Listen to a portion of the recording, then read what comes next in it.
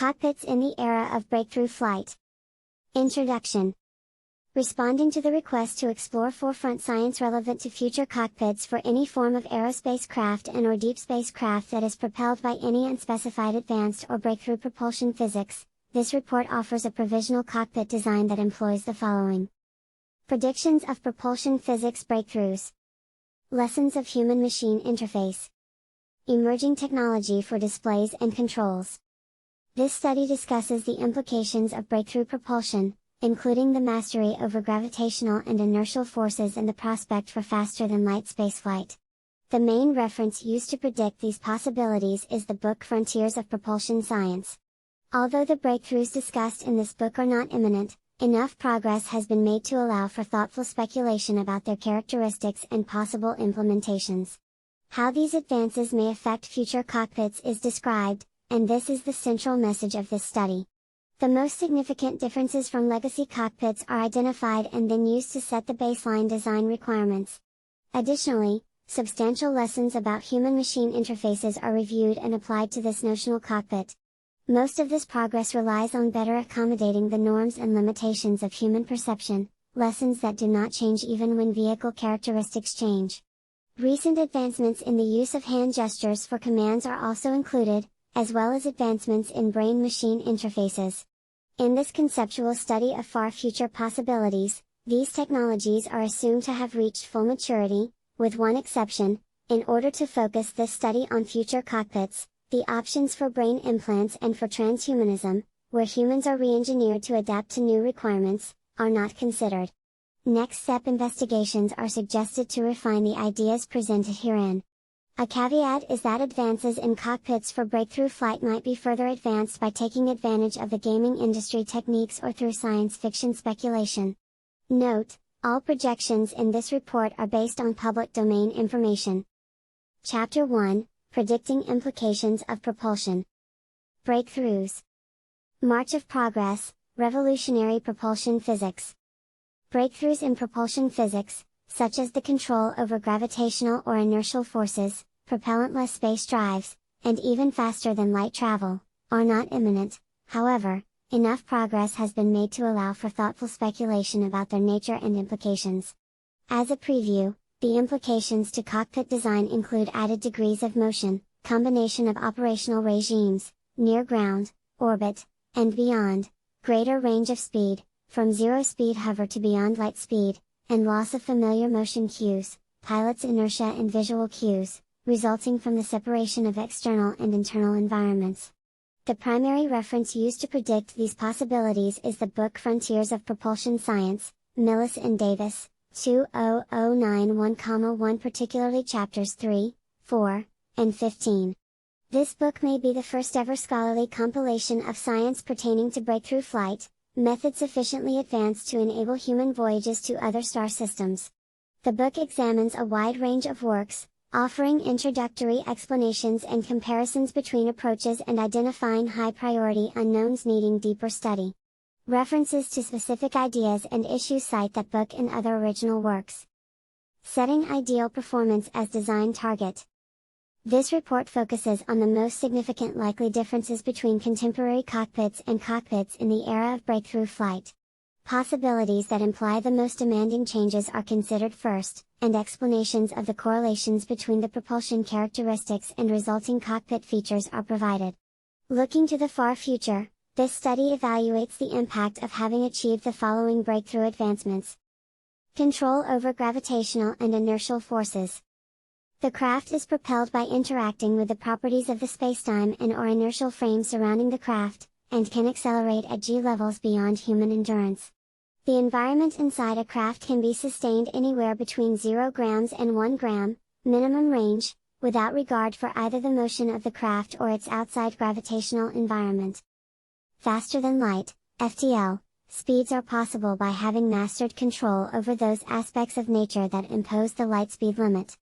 However, due to reasonable relativistic projections of the energy required for propulsion coupled with the limits of the human lifespan, it is reasonable to expect that travels will be limited to within our galaxy.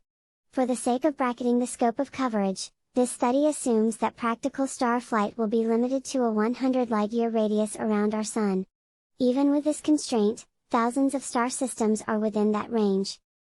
The energy supply for these features resides on the vehicle and is considered to have a dynamic interplay with the motion of the vehicle. The energy can be transferred to and from the environment surrounding the craft as a consequence of the propulsive maneuvers. Sanity check on predictions. Objectively, the propulsion physics predictions offered in this report should be interpreted as informed conjectures or, at best, well-reasoned speculations. Absent of verified theories and engineering implementations, it is premature to consider this first study as the last word on this topic. Further progress will likely reduce the span of options and provide greater insight into implementation details. It must also be stressed that these interpretive predictions and cockpit implications are solely generated by the author and, thus, have not yet been published or debated with other scientists and engineers.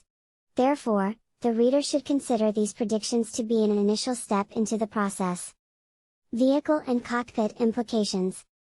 Ideally, it is desirable to have a vehicle that can move in any direction, at any speed, in both air and space, without limitations. These features imply the need to have technological mastery over the forces of gravity and inertia and mastery over those aspects of nature that impose the light speed limit.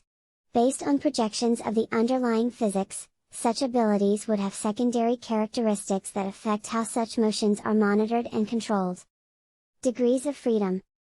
Unlike an aircraft, whose motion consists basically of deviations from constant forward motion, or a helicopter, whose motion is dominated by the dynamics of its main rotors, a breakthrough propulsion vehicle would allow the full 6 degrees of freedom, including the ability to remain fixed relative to a desired reference.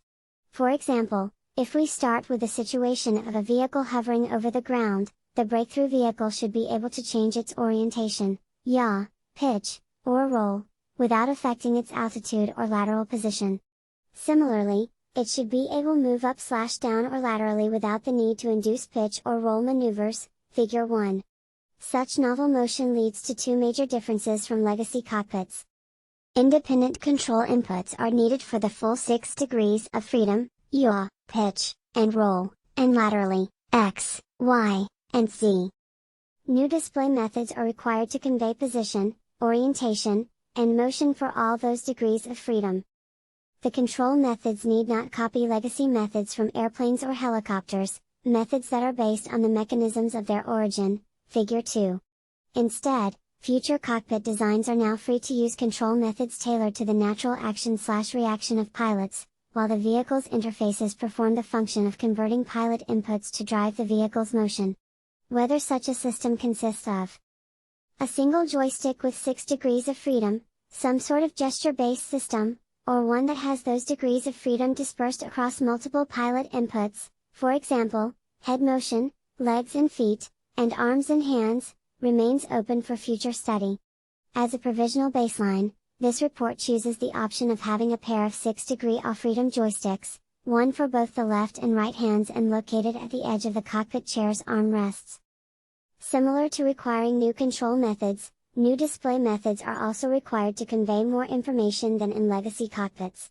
In addition to the complete 6 degrees of freedom, these motions will take place near the Earth's surface, in orbit, and in deep space. A key difference spanning those regimes is the traditional role played by a gravitational field as a reference for orientation and motion. Since a gravitational reference will not always be present, and yet is extremely important when it is present, the new display system must accommodate all regimes in a way that feels natural to the pilots. These particular challenges are addressed in the section on mixed operational regimes. Separation of internal and external environments. Probably the most significant and perplexing difference for breakthrough-era cockpits is that the sensations of motion inside the vehicle will not necessarily match the motion of the vehicle itself. This is both a consequence of the method of propulsion as well as cockpit features designed to ensure crew survival.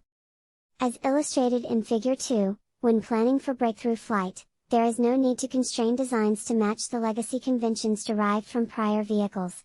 In the case of both the airplane and the helicopter, the control inputs available to the pilot are specific to the mechanisms of the control surfaces.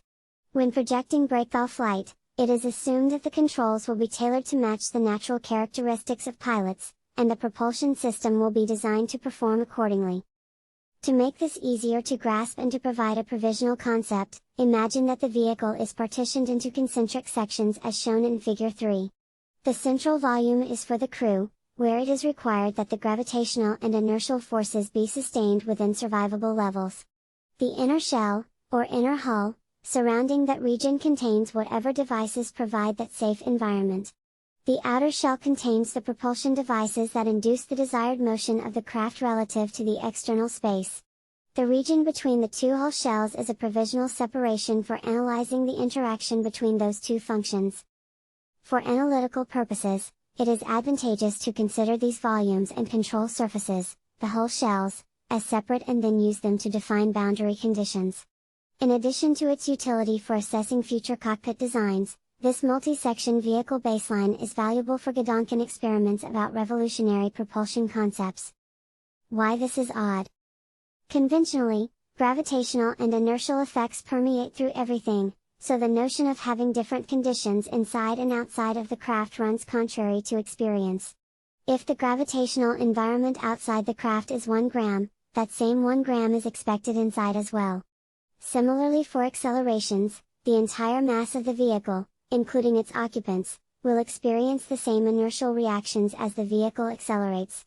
Upon the advent of breakthrough propulsion, mastery over gravitational and inertial forces will have been achieved. This implies, for example, that it is possible for a vehicle to accelerate at extreme Gs while its crew remains within survivable limits, or that, while cruising in deep space, absent of any acceleration or gravitational field, the crew can enjoy the familiar, constant 1 gram upward. Because such possibilities run so contrary to established experience, it is difficult to comprehend how such things can be achieved and then contemplate the consequences that these advances impose onto other systems of the vehicle, in this case, how they affect cockpit designs. Not all known approaches to propulsion physics evoke the need for a double hull. Two versions that simply suggest a new thrusting mechanism and reaction mass would only need the double hull if also addressing how to provide a safe acceleration environment for the crew. As stated earlier, however, the most significant possible impacts are considered for this study. Therefore, 2 examples are described next for how breakthrough propulsion would require this provisional double hull configuration. Why double hull needed? Example 1, warp drive. The Alcubierre warp drive, which uses the physics from the Riemannian geometry of Einstein's general relativity, creates a warp bubble around the craft, and then this bubble of spacetime is moved through the surrounding spacetime. This effect is created, in theory, by expanding spacetime behind the vehicle and contracting spacetime in front. The vehicle within the bubble feels no acceleration forces. As illustrated in Figure 4,3, the high peaks represent expanding space rime, while the low peaks represent contracting spacetime. Note that the inner region is flat, meaning that the vehicle does not experience any acceleration forces, that the region far from the propulsion effect is also flat, and that these two regions are separate. In theory, the outer shell is presumed to create the propulsive effect of warping spacetime outside the craft without affecting the inside. In short, the Alcubierre warp drive creates a separation of spacetime environments inside and outside of the craft, although the exact details remain uncertain. Although there is no explicit function for the inner hull in this situation, this Alcubierre warp drive at least illustrates the concept of separation of these outer and inner environments. When planning future cockpits, the outer and inner inertial frames need to be treated as 2 distinct zones. The physics related to such considerations is still evolving for and beyond the scope of this report.